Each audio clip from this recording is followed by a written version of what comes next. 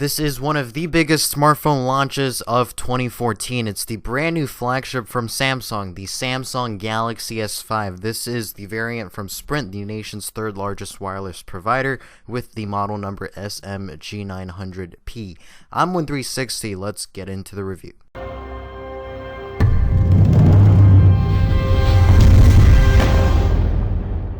The Samsung Galaxy S5 is the latest phone from Samsung. It succeeds the S4 to become Samsung's new flagship device. You can get this from Sprint for $199 with a 2-year contract, or for $649 unlocked. The biggest shocker that a lot of people had with the S5 when it was first announced was the material they chose for the back of the phone. It's this soft touch matte finish with many little dimples on the back, and a lot of people thought it was ugly and unnecessary and so on and so forth. But in reality, at least from a person that played around with this phone, I can tell you that the material on the back is a real pleasure to hold. And granted, it might not be as pretty as the HTC One M8 or the iPhone 5S, but the back of the phone on the S5 serves a really great purpose. First of all, it rejects fingerprints extremely well when you compare it to previous phones from Samsung that had that glossy finish on the back. And my favorite part about the back is that it's very easy to grip and hold the phone with this little dimples because they really allow your fingers to have good traction to hold the phone. And plus, it's just the nature of the soft touch matte finish on the back makes it really comfortable to hold it in the hand, which is another thing I like. So overall, the design of the back really isn't as bad as some people said, but it might not be the prettiest thing in the world, but it works really well. The design for the rest of the phone is very similar to the S4. We've still got that fake metal ring around the phone and the tapered edges, so very similar in terms of design between the S4 and the S5. The GS5 is slightly bigger than the S4.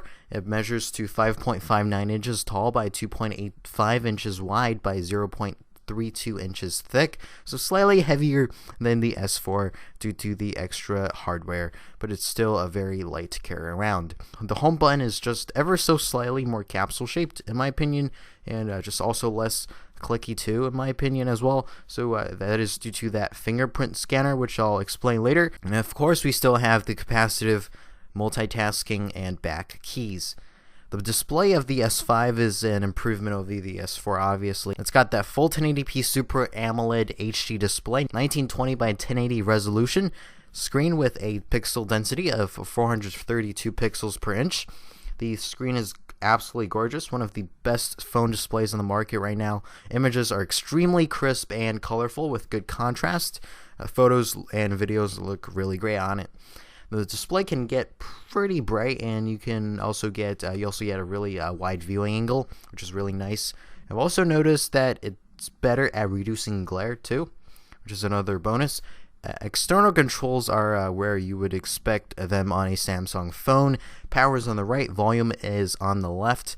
There's 3.5mm headphone jack up top, next to that IR blaster, which is used to control your television.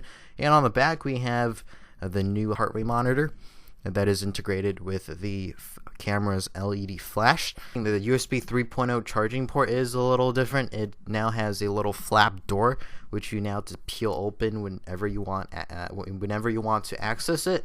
It is a little annoying to do every time you want to use it, but it was necessary for that IP67 certification for water and dust resistance. The 6 means the phone can completely be submerged under 3 feet of water for about 30 minutes, and the 7 means that it's completely resistant to all dust. And also, the back of the phone is removable, and you do have access through that to the lithium-ion battery, which is also removable.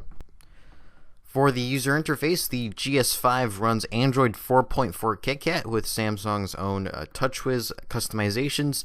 In the GS5, you get an updated version of TouchWiz, which is a huge improvement over previous versions. In my opinion, Samsung kind of tweaked it to freshen up its look and feel, and the icons are more modern and flat now. It also has less preloaded Samsung apps, which is nice, but there's still Sprint pre-installed stuff though. So the interface does have the magazine screen carried over from the Galaxy Tab Pro line. What it essentially does is give you a flipboard style magazine, which is fine for what it does, but it might bother a lot of people like me. Can't really get rid of the magazine screen, which is a bummer since it does get in the way sometimes. The settings menu is updated and you get more sorting options, so you can get access to the settings you want faster. So thumbs up to Samsung for doing that. A pretty awesome feature they built into the S5 is the new multitasking capability. It allows you to run 2 separate apps simultaneously to really boost your productivity. Very cool and useful in a lot of situations, and definitely worth checking out. The Galaxy S5 is very fast and responsive thanks to its 2.5 gigahertz Qualcomm Snapdragon 801 quad-core processor with that Adreno 330 graphics. Everything loads up really fast and definitely a high-performing phone as you would expect it to be. The camera on the Galaxy S5 is amazing. I'd say it has one of the best cameras out there for a phone right now. It has a 16 megapixel camera on the back that has autofocus with LED flash. The front-facing camera is a 2 megapixel camera. Samsung has definitely improved in the camera department. Photos that you take with this phone look really good. Colors are rich. Photos that it produces just look really natural. The camera does also have 4K Ultra HD video recording capabilities, so you do have the option to shoot 4K video like the Note 3. You get a ton of settings and features in the camera app, which is also improved. You can make tons of edits and quick adjustments to your photos right in the app, which is very cool. Overall, great camera for taking pictures and shooting video. And if you're someone that take a lot of pictures with your phone, you're really going to like the camera on the S5. As for the battery life, it's got a decent 2,800 milliamp hour battery. The battery lasted around 10 hours for me with 4G GPS on and some gaming and internet browsing. So it should get you through the day relatively without any problem. Alright, so now I want to get into the 2 most hyped features of the Galaxy S5, and that is number 1, the fingerprint scanner, and number 2, the heart rate monitor. So I'll first start by talking about the fingerprint scanner. So the fingerprint scanner on the Galaxy S5 is probably inspired by the fingerprint scanner on the iPhone 5S. I mean, it works, and if you do it correctly, it will unlock your phone, but it's not always accurate. Sometimes it works, sometimes it doesn't, so the results you get will vary. So the fingerprint scanner is cool and everything, even though it doesn't work as well as the one on the iPhone 5S in my opinion, but it's still a valid choice if you just want to have another way to secure and unlock your phone. Next, the heart rate monitor is a new thing. The Galaxy S5 is the first phone to have this feature. You can access it through the S Health app, and to use it, just put your fingers on the sensor located on the back of the phone, and it measures your heart rate. It tells you your heart rate after 10-15 seconds, and that's basically what it does. The heart rate monitor might be a great feature for some people when they're exercising, to easily know how fast their heart is beating. So the uses are different for different people.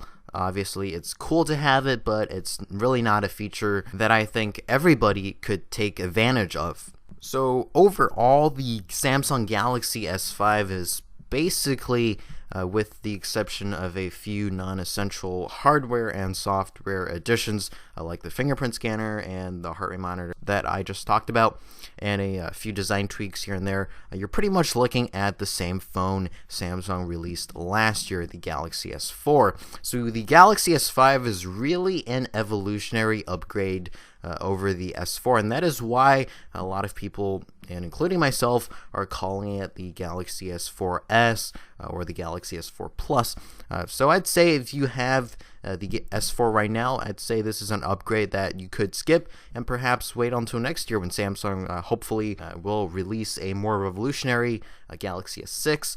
But if you are someone that is in the market for a brand new phone to replace your old one, the Galaxy S5 could be a really great option for you. It's got everything you would ever want in a smartphone, fantastic camera, fast processor, and really can't go wrong with the S5 in terms of performance. So this will wrap up my review of the Samsung Galaxy S5, and if you enjoyed this review, please hit the like button down below the video player, since it would help me a lot and I would really appreciate it. And don't forget to subscribe for more reviews like this in the future. Stay tuned for more videos, and I'll see you guys later.